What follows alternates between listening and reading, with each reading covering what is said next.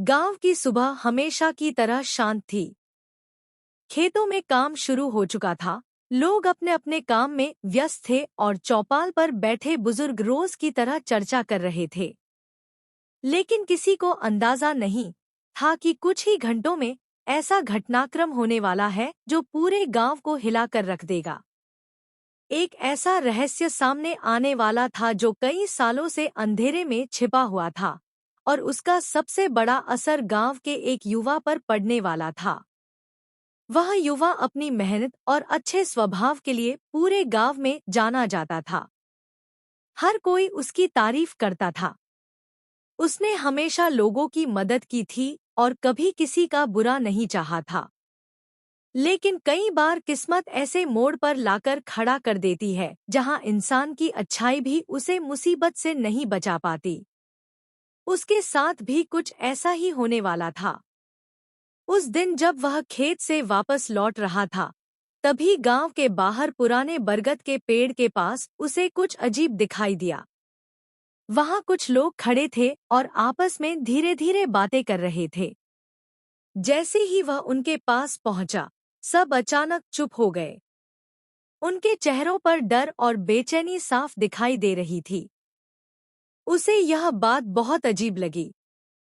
उसने पूछा कि आखिर बात क्या है, लेकिन किसी ने भी सीधा जवाब नहीं दिया। धीरे धीरे पूरे गांव में एक खबर फैलने लगी। लोग कानाफूसी करने लगे।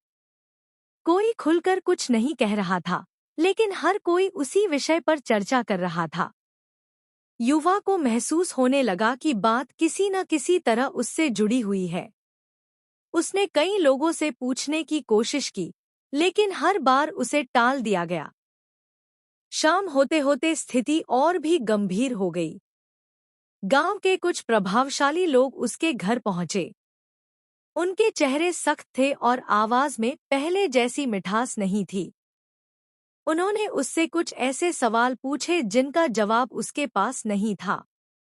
वह हैरान था कि अचानक सब लोग उस पर शक क्यों करने लगे हैं।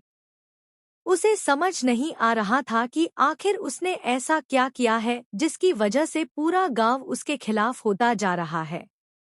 इसी बीच एक बुजुर्ग ने ऐसा खुलासा किया जिसने माहौल को और भी तनावपूर्ण बना दिया। उन्होंने बताया कि कई साल पहले गांव में एक बड़ी घटना हुई थी। उस घटना का सच कभी सामने नहीं आ पाया था।